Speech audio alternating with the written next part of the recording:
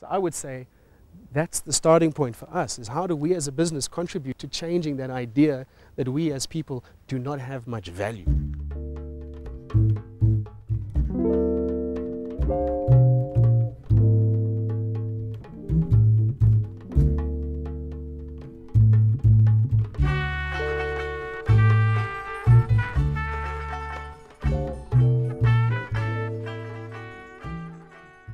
I'm 18 years serving in this community, and about 12 years back, our shopkeeper came in here and he was terrified. I asked him, what is wrong? And he said, here's some mafia. He comes with a long dagger and every day he helps himself with throwaways and he just takes whatever he wants to and he just walks out. I tell him, don't worry. We as the community, the A team I call them, after prayers, we go and we're going to help you. We went to go look for that person, we marched to his house. The mother begged us, please have mercy, etc. Of course we have hearts of mercy. And since that day I said, Haji Saab, don't worry, your shop will be cared for. He asked, what do you want? I said, well, just give my Argus every day for prayer time, that I know what's happening in the world, and my ginger beer and chocolate. And since then till today, lo and behold, every night at prayer time, I'd find my Argus there and my ginger beer and my chocolate.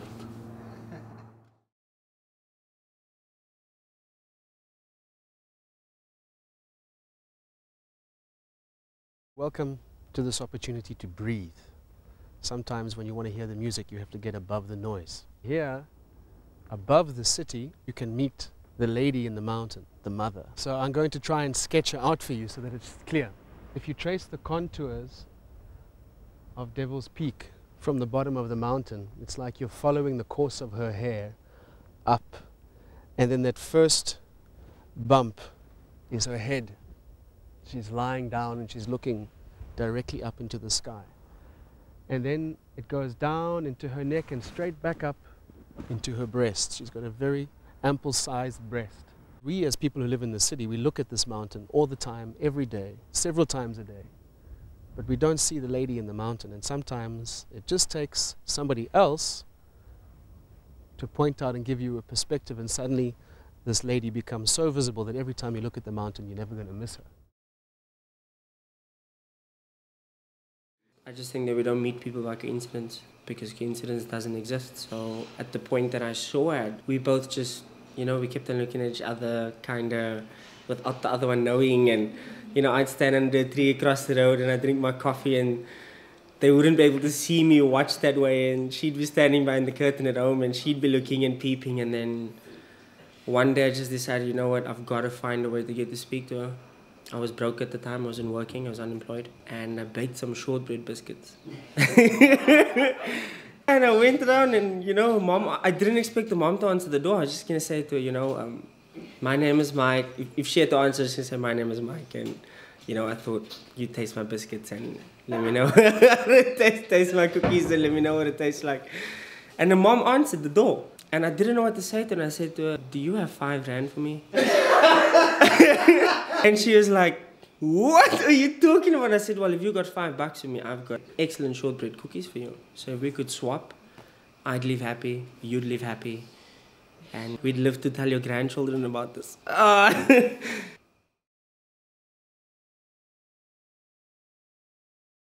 All the resources that we need actually exist in the city. But because we're still largely locked into apartheid town planning, it's very difficult for us to see the resources across the boundaries that have been created for us. And the more that we interact across these boundaries, the more that we start to see the resources and the opportunities that are available to us, and the more we're able to actually act on them. So I look at this lady in the mountain every single day, and firstly I thank Jethro, the ghetto poet, for showing me. And secondly I think, hey, whatever I need, if I have a challenge today, it's probably around the corner from me. But I just have to speak to the right people and look at my city in different ways. I was standing in the supermarket queue. It was one of the more affluent supermarkets. I wasn't buying much, but I happened to be there and I think I needed just a zucchini or something. And what happens is, these people are going, oh my goodness, have you seen the weeds, the pavement weeds? They're terrible.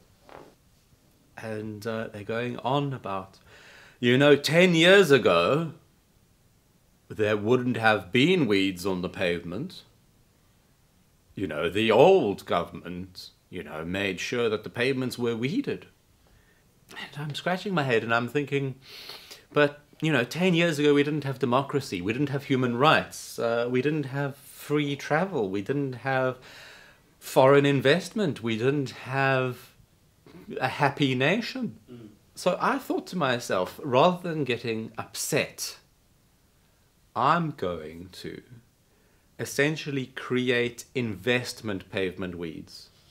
So people will then buy a pavement weed. And basically what happens is they purchase this, they put it on their wall. It's got my name on it, so obviously, you know, it will go up in value.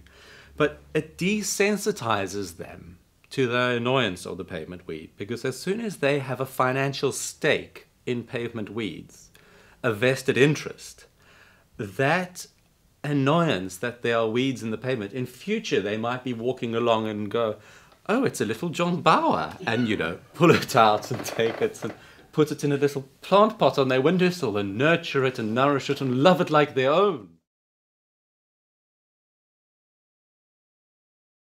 Everything that we do, we're trying to create the platform where people can change their own minds. I can't change your mind, you can't change my mind, but we can create an environment where it's possible for a person to realize their capacity to change. In a nation that has been legislatively silenced for so long, how do you create an environment where we all feel comfortable to share our stories?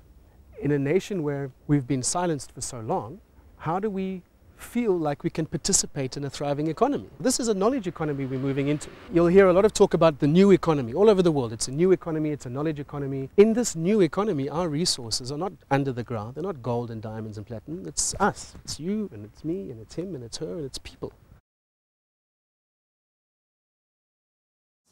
I hope that people would want to come live in Bonteheuwel, like people would want to live in another suburb.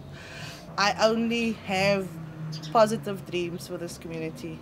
I was at a commemoration last night, the Robbie Waterwich and Colleen Williams anniversary of their deaths, 20th anniversary, and the message there last night was Dr. Farid Isak, or Professor Farid Isak said that, you know, that sometimes we will never win these battles. Sometimes, you know, with the crime and whatever else, we might not win this war, but as long as we have this dream that we need to work towards, you know, that hope, that is the important part. And I so agree. We have a big problem in South Africa. We have a very, very low self-esteem in this country. And I mean, Cape Town is a prime example.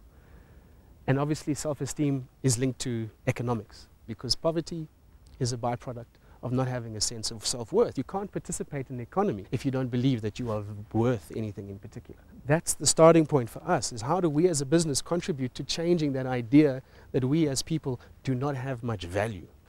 And I think that the products that we have created provide value not only for the person who's paid to have an experience, but for those people who are participating in it. There's a great sense of the strengthening of self-worth and validation of skill. We have incredible skills in the city. I mean, that's what I was saying with the mother in the mountain. We have really an incredible skills base in the city, but the skills base is not always very well connected to infrastructure. We all have the capacity to really host people in a magnificent way in this country. And that's something that the tourism industry wasn't tapping into previously. And that's something that we saw, hey, if we can tap into those innate skills that are not formalized and actually struggle to participate in the formal economy, we can create a thriving and sustainable business. You can pretty much pick an idea and there's a way to turn it into a great tourism product. That's what we've done. We've taken a lot of Cape Town expression and ideas and we've packaged them into experiences that visitors can have that give them a very deep insight and a much bigger understanding of what's going on in the city. And I think I have to say there that ultimately it's South Africans that we want in these experiences, because in having these experiences we better understand our environment, the people and the opportunities.